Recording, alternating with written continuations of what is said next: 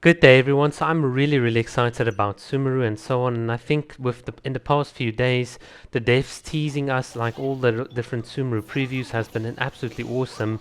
But something clicked with me on the latest preview. So today we obviously got the third preview. They showed us the environment, new characters. But after watching it for the third time, something really clicked about the story, and that's what I want to sort of talk about today. And hopefully you guys will find it interesting. So what's the big thing that we learned today? Well, the big thing is the people of Sumeru use wisdom and knowledge almost like a commodity. They've got this very special earpiece, but the implication of that is that they cannot dream as adults. Now, on the surface of it, this sounds very innocuous until you start thinking, well, wait a minute, what is the entire theme of 2.8 at the moment? Well, 2.8, the islands are all about dreams. They're all about these mirages. In fact, the biggest event is probably Fischl's like castle, like this entire dream world, this entire imaginative like space that she's created. And this is so interesting because what we learn is that none of this sort of imagery, this creativity, and all of that is actually present in Sumeru. It's all about knowledge and so on. And I thought it was really interesting how they emphasized with Nilo, one of the new upcoming Sumeru characters, how she broke tradition and said, look, I'm not going to go for this wisdom, this knowledge. I'm actually going to go for like the artist, doing some art, doing creative things, what we can almost sort of summarize as an implication of being able to dream. In other words, to let that creativity and expression flow freely. And this has really got me thinking, well, what is really happening in Genshin Impact? And if you start understanding these things, I think the entire story becomes so interesting. So thinking just back on what we've been through in Genshin Impact, we obviously start with like Mondstadt, the City of Freedom, and it's actually kind of like a very refreshing sort of like place. You know, you can do whatever you want, but then very suddenly you go into Leeway, and you can see that a lot of the old ways, like the city of contracts, like tying people down into like, you know,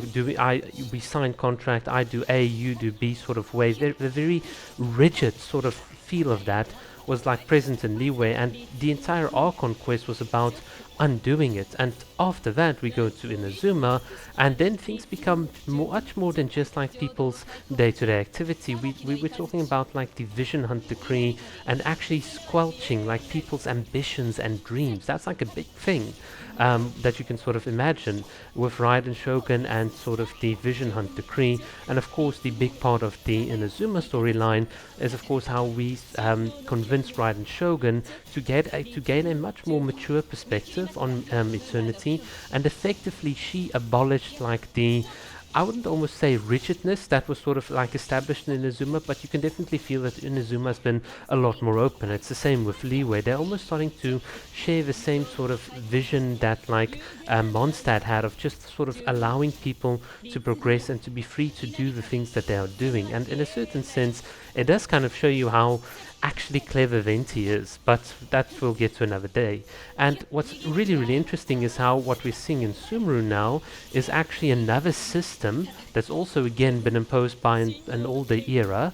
And if you looked at the Genshin Impact trailer, so for instance the preview trailer from like 2-3 years ago that sort of contained the story spoilers, when they gave the preview there of Sumeru, one of the lines that they sort of said was, in the city of scholars there is a push for folly, but the God of wisdom makes no argument against it.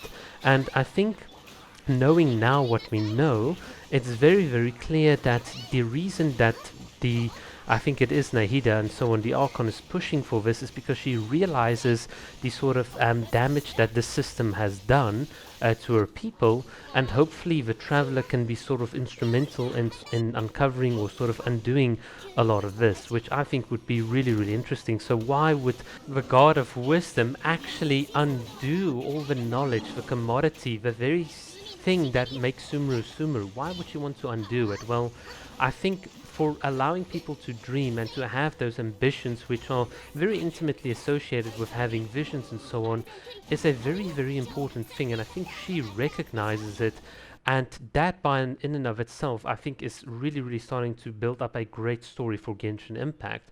Because if you also looked at like the preview trailer for the entirety of Teyvat, the final section after Shnesnaya is basically where Dainsleif says, you know, there are those that dream or dare to dream of dreaming, which is a very, very abstract way of sort of talking about like humanity taking pride in their ambition, in making like a life for themselves outside of the gods, which is the reason some the Conria and so on like fell in Genshin Impact, which I just think is absolutely amazing. So yeah, I think the what Sumeru is telling us is going to be a very, very exciting quest, a very, very exciting storyline, and hopefully they can also then tie this a bit back to what we've had here in 2.8, where everything was about visions and dreaming, but also right at the end where Mona was talking a bit about like the stars and destiny. I feel like there's so much foreshadowing that the 2.8 Islands event is giving us in terms of lore and story, and I think